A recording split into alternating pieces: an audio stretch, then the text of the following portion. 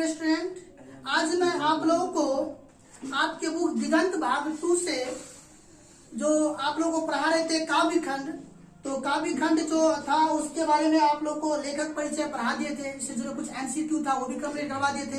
तो आज आप लोग को करवक जो आपका ये कविता है उसको कंप्लीट करवाएंगे। तो आज हम लोग देखते हैं कि करवक कविता मलिक मोहम्मद जायसी द्वारा लिखा गया है। इन कविता में क्या क्या है और हमें क्या क्या समझने और सीखने को आज मिलेगा। देखिए, इस कविता में जो पहली पंक्ति है, देखिए इसको एक्सप्लेन जो हम बताएंगे, इसको जो एक्सप्लेन करवाएंगे, तो आप लोग तो इसको एग्जाम में लिखिए कैसे, तो आप लोगों को हम बता देते हैं जिस तरीका से उस तरीका से ही लिखना है। क्योंकि क्या होता है कि आप लोगों को एग्जाम में जो आएगा ना, वो दो पंक्ति लिखा रहेगा, कहेगा कि ये इसका व्याख्या कीजिए। तो कभी भी जो व्याख्या कीजिएगा तो कविता के पंक्ति को आपको याद होना चाहिए ये किस कविता का है और ये किन के द्वारा लिखा गया है ना। और इतना ही इम्पोर्टेंट नहीं इसका, इसके लेखक का भी नाम और शीर्षक भी याद होना चाहिए, तो बहुत अच्छा से आप लिख पाएंगे। जैसे एक लाइन, इसका पहला पंक्ति को हम पढ़ते हैं। एक नाइन कवि मुहम्मद गुनी सोई बिमोहा जय कवि सुनी। तो जैसे इसका अगर हम एक्सप्लेन करेंगे ना, तो इसको जब एक्सप्लेन करेंगे तो सबसे पहले हम क्या लिखेंगे इसमें कि प्रस्तुत पंक्ति क्या लिखेंगे। कभी भी कहे तो इस लाइन को जरूर जोड़ दीजिएगा। पहली बार बता देते, बार बार नहीं बता देंगे, एग्जाम में इसको जरूर जोड़ना है। लिखना है कि प्रस्तुत पंक्ति किनके द्वारा लिखा गया है, मलिक मोहम्मद जायसी के द्वारा रचित महाकाव्य। ये क्या लिखा गया है, ये महाकाव्य जो है पद्मावत का है अंश। ये किसका अंश है, ये बताए थे ना, इसका उन्होंने जब लिखा था पद्मावत जो लिखा था वो प्रसिद्ध था उनका, उसी का कुछ ये अंश इसमें दिया हुआ है। तो लिखेंगे कि प्रस्तुत पंक्ति मलिक मोहम्मद जायसी द्वारा रचित पद्मावत महाकाव्य पद्मावत का अंश है। ठीक है, अगर इतना नहीं याद रहे तो सीधे लिखना है कि प्रस्तुत पंक्ति मलिक मोहम्मद जायसी द्वारा रचित हमारे पाठ पुस्तक दिगंत भाग 2 से, है ना, ये दिगंत भाग 2 से करवक से लिया गया है। तो लिख सकते हैं, अपने माइंड में बैठा लीजिए, इसको इस तरह से लिखना है। तो सबसे पहले क्या कर रहा है, एक नैन कवि मुहम्मद गुनी सोई बिमोहा जई कवि सुनी। देखिए, नैन मतलब होता है आंख, नैन मतलब आंख होता है, और गुनी मतलब होता है गुणवान, गुनी मतलब गुणवान। और नेक्स्ट में देखिए, सोई मतलब होता है वही, बिमोहा मतलब होता है मोहित, और जेही मतलब होता है जिनसे। एक नाइन कवि मुहम्मद गुनी, इसमें इस लिखेंगे हमारे पाठ पुस्तक दिगंत भाग 2 में जो कवियों ने लिखा है ना, उसका या कवियों जायसी का कहना है कि एक आंख होते हुए भी वो गुणवान है। एक आंख होते हुए क्या है, वो गुणवान है ना। उनकी वाणी ऐसी है कि उनकी वाणी और काव्य को सुनने से लोग क्या हो जाते हैं, मोहित हो जाते हैं। क्या हो जाते हैं, मोहित हो जाते हैं। ठीक है, चांद जयस जग विधि और तारा दिन अलंक किल उजियारा। कह रहा है इसमें विधि मतलब होता है वो ईश्वर, क्या होता है, अवतारा मतलब होता है अवतार, दिन मतलब होता है दिया, कलंक मतलब होता है दाग, और दावा कलंक मतलब होता है, कलंक मतलब होता है दाग। इसमें क्या कर रहा है, इसमें लिखेंगे पंक्ति जायसी का कहना कि, है ना, चांद जयस जग विधि और तारा, है ना, ईश्वर ने उन्हें चांद की तरह इस धरती में क्या क्या था, उतारा हुआ था। किनको, जायसी को, हाँ, इनको चांद की तरह इस धरती पर उतारा। जिस प्रकार चांद में दाग रहते हुए भी, चांद में क्या रहता है, दाग रहता है ना, चांद में दाग रहते हुए भी पूरे संसार को रोशन करता है, उसी प्रकार कभी भी अपने अंदर अवगुण होते हुए भी वो काव्य के प्रकाश से पूरे संसार में क्या करता है, रोशनी फैलाता है ना। जग सूझा एक नैना उबा सुख अस नख तन महा, करा नख तन महा। जग सूझा एक नैना, ये जग उनको क्या हो रहा है, एक ही आंख से उसको सूझ रहा है। उसको कितना आंख है, बताए थे ना, इसके जब लेखा का परिचय पढ़ाए थे तो बताए थे कि उनका एक आंख क्या हो गया था, खराब हो गया था। तो उसको जो है ना, पूरे जग क्या होता है, पूरे संसार एक ही आंख से दिखता है, वो एक ही आंख से अपने पूरे संसार को देख लेते हैं, है ना। जो आकाश के नयन यानी कि नखतारा जो होता है, नखतारा महा जो लिखा है नक्षत्रों के बीच क्या चीज, शुक्र मत होता शुक्र, यानी शुक्र ग्रह जो है पूरे नक्षत्रों में क्या है, वो बीच में है। तो यही कह रहे हैं कि वो पूरे संसार को क्या कर लेता है, एक ही आंख से देख लेता है। जो आकाश के नक्षत्र के मध्य उचित होने वाले शुक्र नाम तारे के समान है। जिस तरह से शुक्र नाम की जो तारा है वो पूरे वो काफी चमकीला है, उसी प्रकार वो संसार में क्या है, वो सबसे चमकीला है, ठीक है ना। अब नेक्स्ट कह रहा है, जो लही अब ही डाब न होई, तो लही सुगंध बसाई न सोई। जो लही मतलब जब तक, अब ही मतलब आम से, डाब मतलब होता है मंजरी, मंजर नहीं होता आम में, मंजर हो जाता है आम फलने से पहले। तो लही मतलब तब तक, बसाई मतलब सुगंध। कह रहा है इसमें, है ना, कि जब तक आम में नुकीली डाब यानी कि मंजरी नहीं होता है, तब तक उसमें सुगंध नहीं होता है। इसके बाद नेक्स्ट कह रहा है, किने समुद्र पानी खौ खारा, जो खारा तो अति एवं असु अपारा। कह रहा है कि किने मतलब होता है किया, एवं मतलब हो गया, अपारा मतलब होता है संसार। क्या होता है अपारा मतलब संसार, है ना।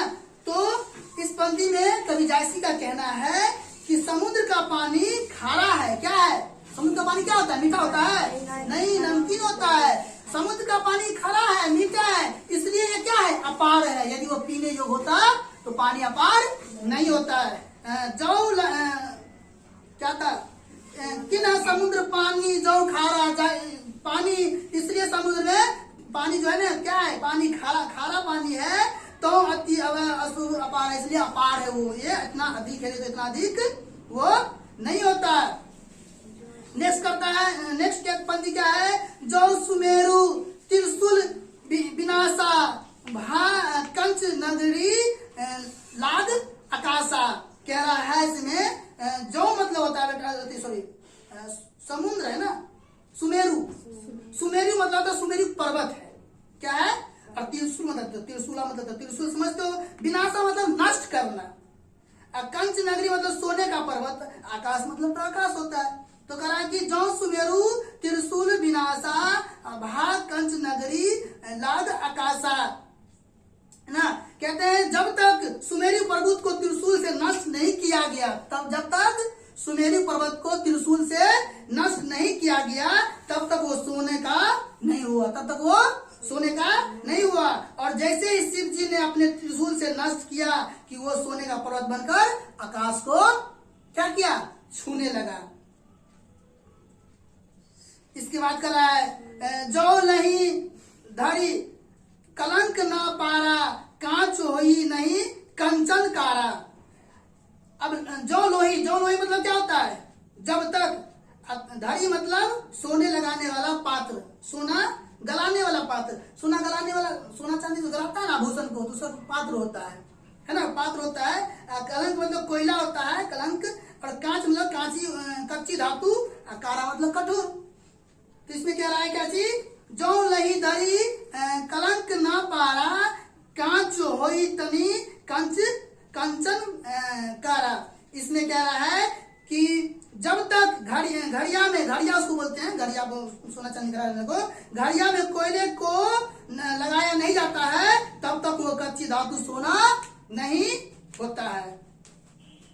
नेक्स्ट कह रहा है इसमें हुआ, एक नैन जस दर्पण ओ तो ही निर्मल भाव, सब रूपवंत गही मुख जो आही कई चाऊ, है ना। इसका मतलब क्या होता है, निर्मल मतलब होता है साफ, रूपवंत मतलब रूपवान लोग, और चाव मतलब चाव से, जिसमें खूब ज्यादा रुचि हो, ठीक ना, है ना। तो कह रहा है कि इसमें इस पंक्ति में जायसी कहते हैं कि उनकी एक आंख जिससे वो संसार को देखते हैं, उनकी यह आंख दर्पण के समान है। क्या है, दर्पण के समान है, जिसका भाव निर्मल है, और सब रूपवान लोग बड़े चाव से इसके मुख को क्या करते हैं, देखते हैं। उसका मुख पे उसकी जो आंख है वो एक आंख खराब हो गया है, फिर भी उसके आंख न होने के बावजूद वो दर्पण के समान है, और जिसके जो रूपवान व्यक्ति है, जिसकी आंख सब सही है, वो भी उसको चाव से देखते हैं।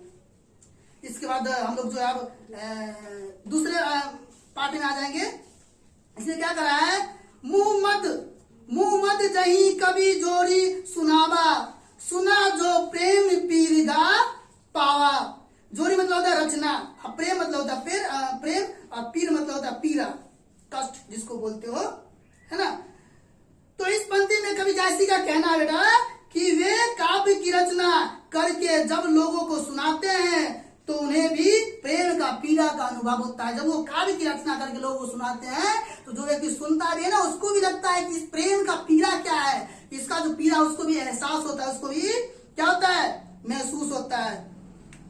जोड़ी लाई रकत के लई, जोड़ी लाई रकत के लई, गाड़ी प्रीति नैन जल भई। कला रकत मतलब होता है खून, अलई मतलब गोद होता है, प्रीति मतलब होता है प्रेम। क्या होता है, प्रेम होता है ना। उसमें इस पंक्ति में जायसी का क्या कहना, उन्होंने इस काव्य को रक्त की लय से जोड़ा है, रक्त की लय से जोड़ा। इसको उन्होंने रक्त से कहा, समझो कि इसको लिखा हुआ रक्त, उसको जोड़ दिया है। आंख से आंसुओं से भिगाया है, अर्थात प्रेम को पाना आसान नहीं होता। इसमें पीड़ा भी होती है और आंसू भी होती है। प्रेम को पाना क्या होता है, आसान नहीं होता, इसमें पीड़ा भी और क्या है, आंसू भी है। इसके बाद ओ मन जानी किमत अस किन्हा मकू या रहे जगत मह चिन्हा। इसमें किन्हा मतलब क्या होता है, किया, और मुख जो है, मुख मतलब होता है मुझे, चिन्हा मतलब निशानी। क्या चीज, चिन्हा मतलब निशानी। कहा कि मैंने इस काव्य की रचना यह सोचकर किया ताकि मेरे न रहने पर भी इस संसार में मेरी आखिरी निशानी क्या रहे, बना रहे। कहा सो रतन सेनी अस राजा, कहा सुबह असी बुद्धि उपराजा, कहा अलाउद्दीन सुल्तान, कहा राधे जय किन बखान, स्वरूप पदुमावंती रानी, कोई न रहा जग रही कहानी। इस दुनिया में ना अभी तक जो है सब क्या है, अभी तक कोई नहीं है, न कृष्ण है, न सुल्तान है, न अलाउद्दीन है, सिर्फ क्या है, सिर्फ उसकी कहानी है। तो इसको भी समझेंगे, है ना। कह रहा कि अभी न ही रतन सेन है, न ही बुद्धिमान सुआ, और न ही अलाउद्दीन है। कहाँ है वो राघव चेतन जिसने पद्मावती के सुंदर रूप का बखान किया था, और न ही अब वह रूपमती पद्मावत है। फिर भी इनका यश कहानी के रूप में आज भी है। ये जितने भी चीज सब नहीं है, लेकिन इसकी कहानी क्या है, आज भी है। धनी सो पुरुष जस कीर्ति जासु, फूल मरे पै मरे न बासु। इसमें पुरुष मतलब होता है पुरुष, कीर्ति मतलब होता है कीर्ति, बासु मतलब सुगंध। क्या होता है, सुगंध। और इस पंक्ति में जैसी कहते हैं कि वह पुरुष धन्य है जिनकी इन संसार में कीर्ति और प्रतिष्ठा है। वही व्यक्ति धन्य है जो इस संसार में उसको क्या है, मान सम्मान और प्रतिष्ठा है। जो व्यक्ति मान सम्मान वाला नहीं हो, प्रतिष्ठा वाला नहीं हो, संसार में इसका कोई महत्व नहीं है। उनकी यह प्रतिष्ठा संसार में उसी तरह रह जाती है जिस प्रकार फूल के मुरझाने के बाद भी उसका सुगंध रह जाता है। कभी कभी देखना, फूल तोड़ लेना, जो सुगंधित फूल हो और उसको तोड़ भी दो, मुरझा भी जाएगा, तो क्या रहेगा, उसमें सुगंध रह जाता है। इसलिए प्रतिष्ठा है ना और सम्मान होना आवश्यक है। कई न जगत जस वेचा, कई न छिन जस मोल, जो यह पढ़े कहानी हम सवरे दुई बोल।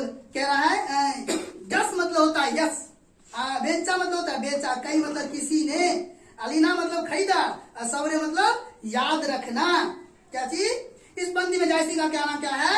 इस संसार में यश तो किसी ने बेचा नहीं है और न ही किसी ने खरीदा है। यश जो है इंसान का, यश मतलब समझते हो ना, जो कोई अच्छा काम करता है उसको यश कहते हो, इसको यश लगता है कि बहुत अच्छा इंसान है ना, इज्जतदार है, तो उसको प्रतिष्ठा सम्मान जिसको बोल सकते हैं, है ना। तो आज तक इसे किसी ने बेचा है और न किसी ने खरीदा है, किसी ने खरीदा नहीं। कभी कहते हैं कि जो मेरे कलेज के खून से रचित कहानी को पढ़ेगा वो हमें दो शब्द स्मरण क्या करेगा, वो याद रखेगा। तो ये कविता क्या हो गया? संपन्न हुआ। इसको घर पे जाइए, है ना, और एक दो बार खुद से पढ़ के इसका भाव को स्पष्ट कीजिए, इसकी व्याख्या कीजिए, क्योंकि एग्जाम में आपको व्याख्या पूछा जाएगा, ठीक है। अब इसका जो है प्रश्न अभ्यास हम लोग नेक्स्ट वीडियो में करेंगे, है ना। अगर आप लोगों को ये वीडियो अच्छी लगे हो तो आप लोग इसको लाइक कर दीजिए, चैनल को सब्सक्राइब कर लीजिए और अधिक से अधिक शेयर कीजिए, है ना, ताकि मैं इसी तरह से आप लोगों को पढ़ाते रहे और मेरा भी मन लगा रहे और आपको भी, है ना, मन लगा रहे। तो फिर हम लोग मिलते हैं नेक्स्ट वीडियो में, इस अभ्यास को कंप्लीट करेंगे। तब तक के लिए धन्यवाद।